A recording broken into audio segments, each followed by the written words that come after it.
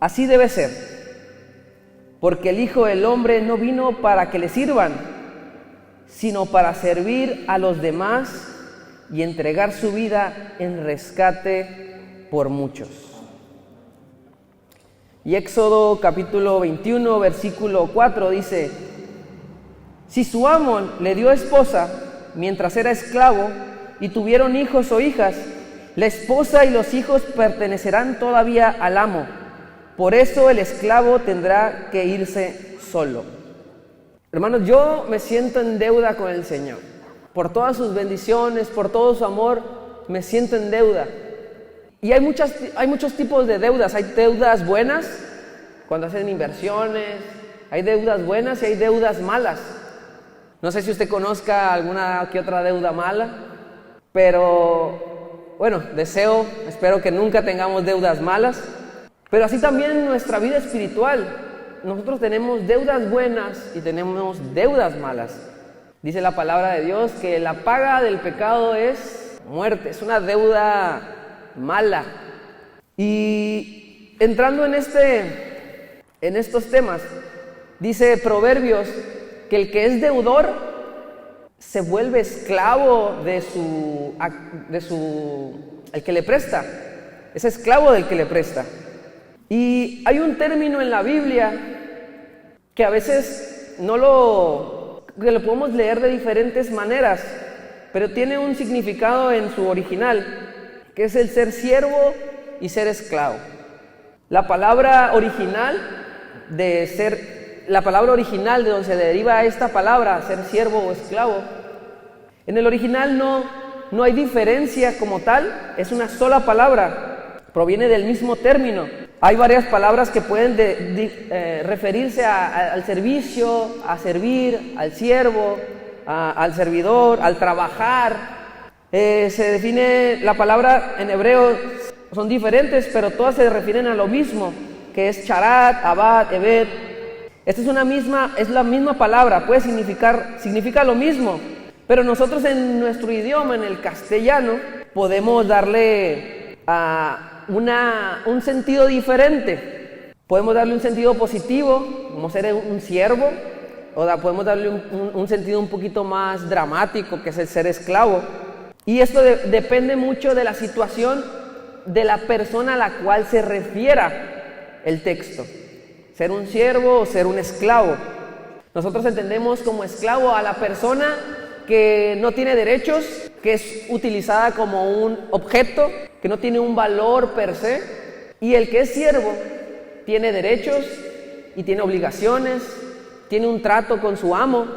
Pero en el hebreo la palabra original no hace diferencias, es una sola palabra para referirse a estos dos términos.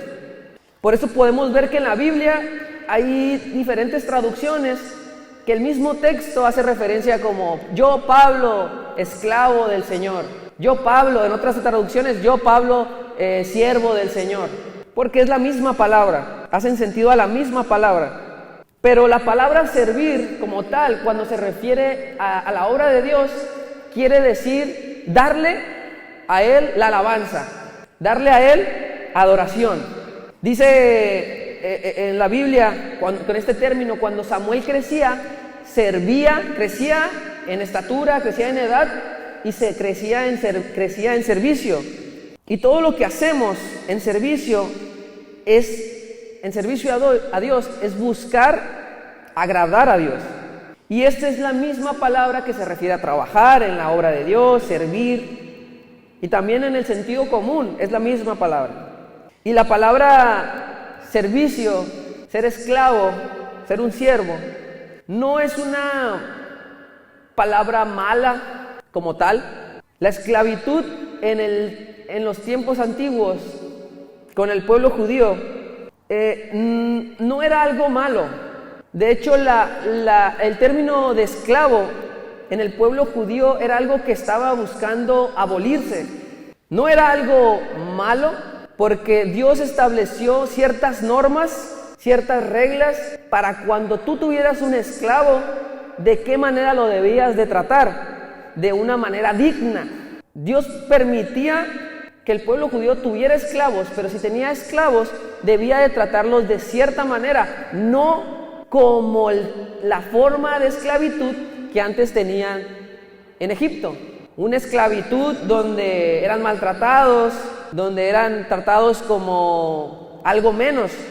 No, aquí en el pueblo judío se permitía tener esclavos, pero había normas de cómo se debían de tratar a los esclavos.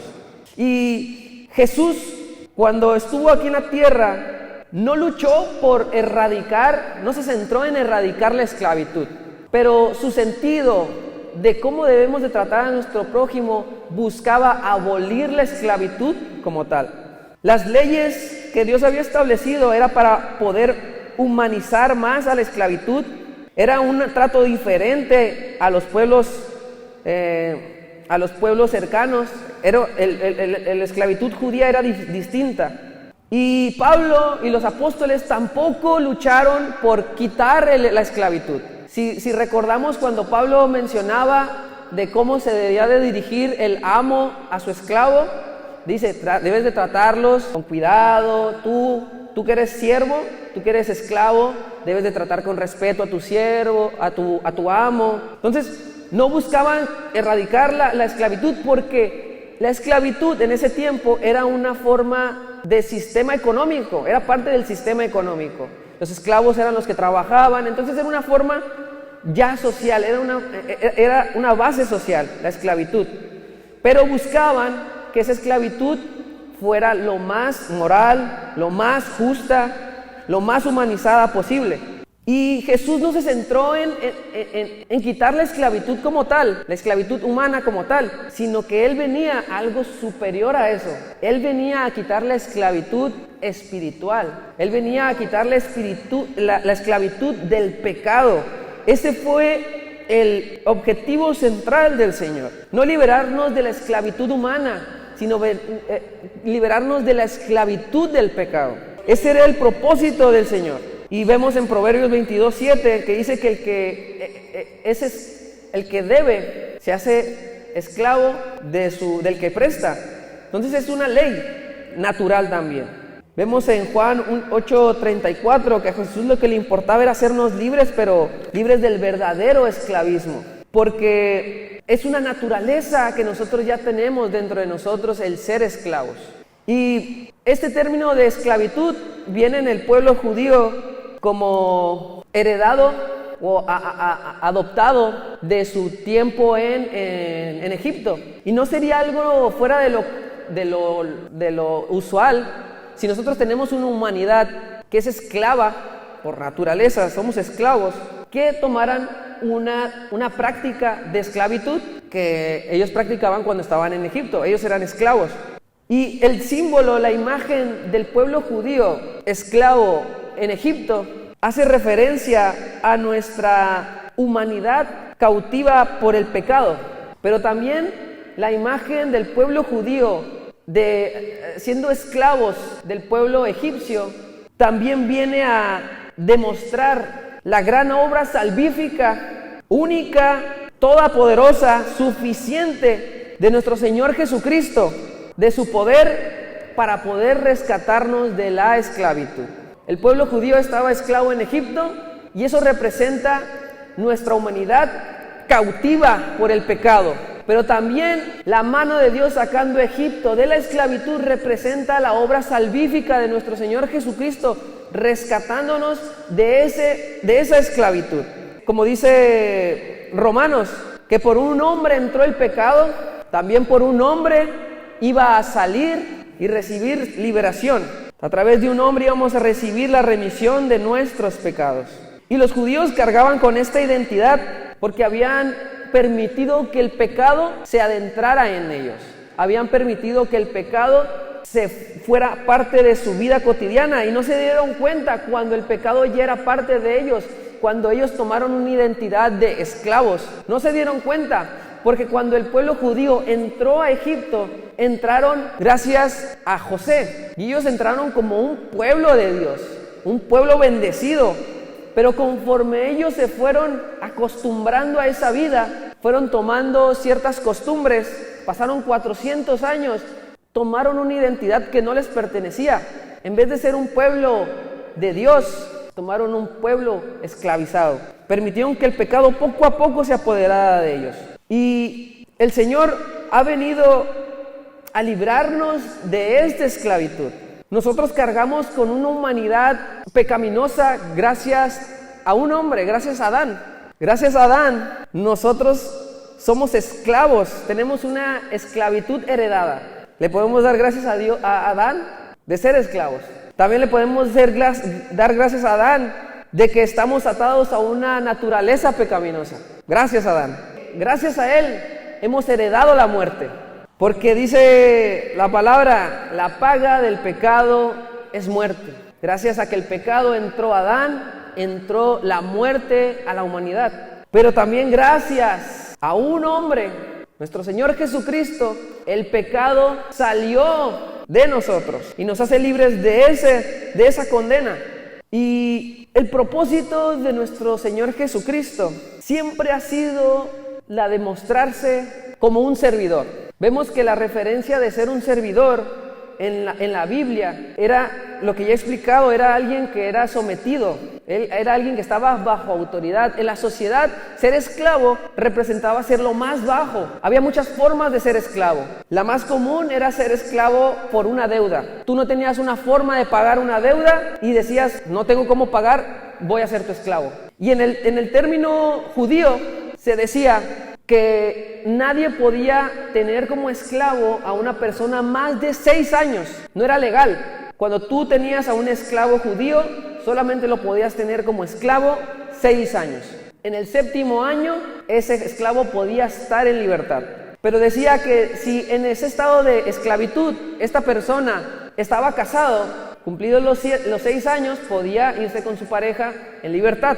Pero si ese esclavo, su amo le proporcionaba una mujer, él podía quedar libre, pero la mujer se quedaba con su amo. Si ese esclavo que le proporcionaba una mujer tenían hijos, el esclavo, cumplido el tiempo, podía quedar libre, pero la mujer y los hijos quedaban como esclavos, quedaban sometidos a esclavitud. Y nuestro Señor Jesucristo siempre se mostró como un siervo. Su propósito en la tierra fue mostrar el servicio. El ejemplo más grande que Él nos ha dejado de servicio son sus obras. Él servía a los demás. Él buscaba su mayor satisfacción era servir a los demás. Él se mostraba como ejemplo de cómo debíamos de servir. Y en Juan capítulo 8, versículo 31, lo voy a invitar a que si tiene ahí su Biblia, la abra. Dice, entonces Jesús les dijo a los judíos que creyeron en Él, si ustedes se mantienen obedientes a mis enseñanzas, serán de verdad mis discípulos. Entonces conocerán la verdad y la verdad los hará libres. Los que estaban ahí le dijeron, nosotros somos descendientes de Abraham y nunca hemos sido esclavos de nadie. ¿Qué quieres decir con eso de que seremos libres? El pecado en nuestra vida, aparte de hacernos esclavos, nos hace ciegos. El pueblo judío nunca fue libre. El pueblo judío siempre fue esclavo. Fue esclavo de los egipcios, de los sirios, de los cananeos. En ese momento estaban siendo sometidos por Roma. Ellos decían, nosotros lo único que le debemos es al César. Estaban siendo ciegos ante la verdad. El pecado, la esclavitud de nuestra vida nos hace ciegos ante la verdad. Y Jesús les respondió, es bien cierto que el que peca es esclavo del pecado. El esclavo no se queda para siempre en la familia. El hijo, en cambio, sí se queda para siempre en la familia. Así que, si el hijo los libera, serán libres de verdad. En esta palabra, el Señor está revelando su propósito desde el principio. Desde el principio el Señor se había declarado un siervo perpetuo para traernos libertad. Él siempre ha deseado en su corazón mostrar ser un servidor. El Señor dijo, yo no he venido a que me sirvan, yo he venido a servir. Porque nosotros, ¿qué podemos ofrecerle al Señor? Somos inútiles al Señor. De Él son todas las cosas. Él ha venido a ser un servidor. Él nos ha revelado cómo debemos mostrar amor. Él desde el principio ya tenía planeado cómo íbamos a ser salvos. Él ya había revelado que íbamos a ser prisioneros del pecado. Y hermanos, me llena mucho de emoción cuando leemos la palabra de Dios y Él te muestra su corazón. A través de la palabra de Dios podemos conocer las profundidades de su corazón y cómo Él buscó humillarse por nosotros, por amor. Desde el principio es hermoso cómo Él ya tenía un propósito marcado para nosotros. Y es hermoso porque Él nunca se negó a ello. Él nunca buscó la gloria propia. Muchas veces nosotros, cuando servimos, buscamos recibir un poquito de esa gloria. Muchas veces cuando nosotros compartimos, muchas veces cuando nosotros hacemos algo, buscamos nuestra propia gloria. Cuando nosotros a veces servimos, buscamos ser como Dios, recibir la gloria de Dios, cuando Dios, siendo Dios, buscó ser igual que nosotros y servirnos a nosotros, mostrándonos el gesto más grande de humildad. Ser un siervo representaba ser humillado. Ser siervo significaba ser lo más bajo de la sociedad. Por eso el Señor les decía, si tú quieres ser el mayor, tienes que ser el servidor de los demás. El Señor les decía, si tú quieres ser el mayor, si tú quieres estar en la gloria de Dios, tienes que ser como un niño, porque los niños eran representación de lo más bajo. Los niños no tenían gran importancia en el pueblo judío, no representaban gran valor.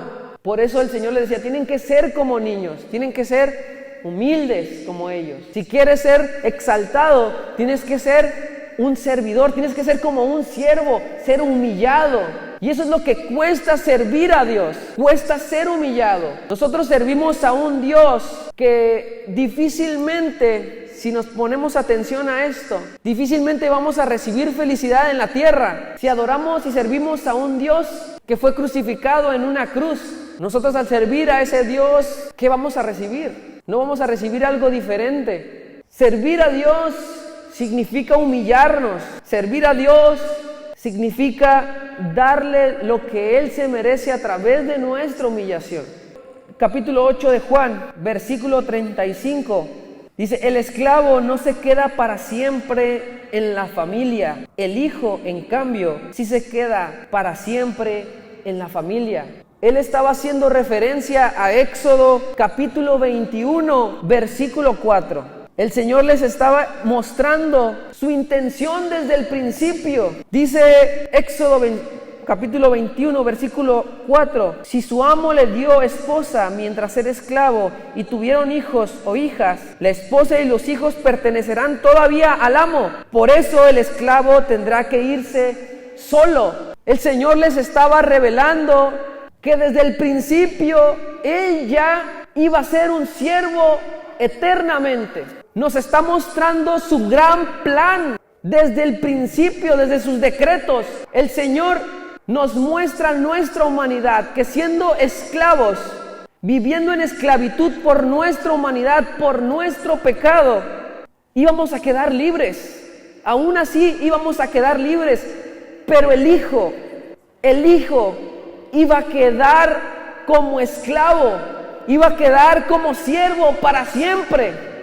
Por eso les dice en Juan, el esclavo va a quedar libre, pero el Hijo quedará como esclavo, como siervo, para libertad de ustedes. Desde el principio el Señor está mostrando su corazón, que Él iba a ser humillado. Desde el principio el plan de Dios era que Él iba a quedar en sumisión, iba a ser el mayor servidor. Esta palabra, cuando yo la leía, no comprendía por qué el Señor permitía que si un esclavo era tomado como esclavo, podía quedar libre, pero el Hijo iba a quedar como esclavo, porque ese era su propósito.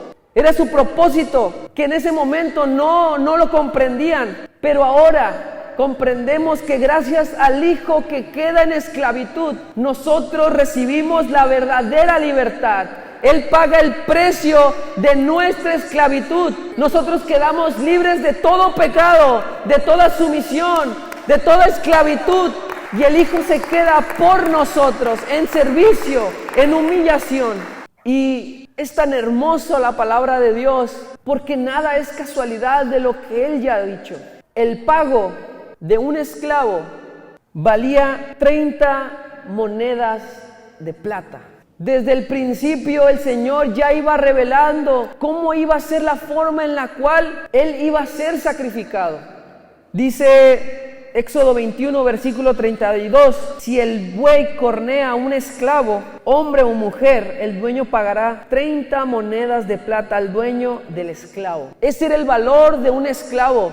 No sé si recuerda usted cuál es el valor por el cual pagaron a Judas. 30 monedas de plata. El Señor ya había revelado su forma de salvación. Era a través de ser un esclavo. Pero recibimos tan grande bendición, hermano, de esto. Tan grande gozo. En Romanos capítulo 6, versículo 6 dice: sabemos que nuestra vieja naturaleza pecaminosa se fue clavada en la cruz junto con Cristo. De esta manera ya no está bajo el dominio del pecado, bajo el dominio de la esclavitud, ni tiene que someterse a la esclavitud del pecado, porque al morir quedamos libres de su dominio. Nuestra humanidad siempre va a vivir en esclavitud, siempre. Nosotros ahora tenemos la elección de que si vamos a vivir como esclavos del pecado o vamos a vivir como esclavos de nuestro Señor Jesucristo. Nuestra humanidad está sometida a esclavitud. Usted decide en qué quiere vivir como esclavo. La paga de vivir como esclavo del pecado es la muerte. La paga de vivir como esclavo del Señor es vida eterna. Dice el versículo 8: y por cuanto nuestra naturaleza pecadora murió con Cristo, creemos que también compartiremos su nueva vida. Sabemos que Cristo resucitó y jamás volverá a morir. La muerte no ejercerá sobre él poder alguno. Cuando Cristo murió de una vez por todas al poder del pecado, pero ahora vive para Dios. Así también ustedes considérense muertos a la vieja naturaleza pecadora y vivan para Dios unidos a Cristo Jesús nuestro Señor. Ya no hay más que vivir sometidos en una humanidad pecadora. El Señor ha venido a hacernos libres y verdaderamente libres. ¿Y esto qué significa? La libertad no significa vivir nuestra vida como nosotros queramos. Vivir en libertad significa establecer límites en nuestra vida y vivir como nosotros queramos bajo esos límites. El Señor ya los ha establecido y podemos vivir en plenitud en esa libertad. Eso es lo que realmente nos hace libres. Pero cuando nosotros vivimos en esclavitud del pecado, vivimos bajo nuestros deseos. Ya no vivimos en libertad, vivimos bajo lo que el pecado desea que hagamos. No tenemos control de nuestra vida, sino que el pecado tiene control de nuestra vida. Nos hace esclavos de ellos y hacemos lo que el pecado quiere. El mundo cree que vivir en libertad es hacer lo que quieras con tu vida, como tú quieras, vivir una vida desenfrenada. Pero la realidad es que los que viven esa vida no tienen control de su vida y no saben que el final de su vida va a ser la muerte. Pero cuando nosotros vivimos y decidimos vivir bajo los límites y frenar cuando debemos frenar, porque podemos, y darle la gloria a Dios en esa libertad, es lo que nos traerá vida, vida en abundancia, vida eterna. No hay mayor recompensa que nosotros podamos tener que la recompensa del sacrificio del Señor en nuestra vida. No hay mayor satisfacción que vivir una esclavitud libre en Cristo. Parece irónico, pero así es la vida en Cristo. Morimos a nuestra carne para vivir. Dice la palabra que el que se considera amigo del mundo es enemigo de Dios. Mateo 20, capítulo 20, nos cuenta el propósito del servicio. Con esto ya voy a terminar. Cuenta parábola, de los viñadores que el Señor llamó a unos obreros desde muy temprano y les dijo que les iba a pagar lo que merecían, les iba a pagar lo que habían acordado. Después pasó el tiempo de ese mismo día, encontró otras personas que seguían sin trabajo y les dijo: les voy a ofrecer trabajo, vengan a mi viña, les voy a pagar lo justo, les voy a pagar un denario. Después dice que faltando una hora para la hora del trabajo, volvió a la plaza y encontró a gente que todavía estaba sin hacer nada. Y les dice: ¿por qué no están haciendo nada? Pues porque nadie nos ha contratado, no hay trabajo. Dice: vengan a mi viña, les pagaré lo justo. Dice que a la hora de darles la paga, primero empezó por los últimos y les pagó lo acordado, les pagó un denario. Contentos los que habían trabajado una hora por todo un día, excelente. Se fueron satisfechos porque era lo acordado. Los que habían trabajado desde el principio pensaron: como a ellos trabajaron una hora y les pagó un denario, probablemente a nosotros nos va a pagar más. Va a venir más bendición para nosotros. Y cuando llega la hora de la paga, resulta que la paga fue un denario también. Los obreros desconcertados le dicen: nosotros trabajamos desde temprano, ellos trabajaron una hora, ¿por qué nos pagas lo mismo? Les dice el dueño de la viña: ¿no acordamos un denario? ¿Por qué me reclamas lo que hemos acordado? ¿Por qué me reclamas lo que ya habíamos quedado? ¿No estoy siendo justo? Fue el acuerdo justo, ¿no? Dice la palabra en este mismo capítulo: así pues, los primeros serán los últimos y los últimos serán los primeros. Cuando servimos a Dios, no debemos ver cómo Dios paga a los demás. Debemos estar satisfechos con su recompensa. Su recompensa es suficiente, es justa y es buena. Su recompensa es la paga de nuestros pecados. Eso, no hay mayor satisfacción para un hijo de Dios que recibir esa paga. Cuando nosotros somos sus servidores, Él ya tiene una paga justa para nosotros. Él ya acordó una paga con cada uno de nosotros. Y esa paga es suficiente, es la mejor, es la justa, es la mejor de las pagas. No hay nada mejor que esa paga. Pero muchas veces en nuestro servicio se nos olvida cómo debemos de servir. El servicio debe ser en humillación, debe ser en silencio, con amor, sin ver cómo Dios paga a los demás.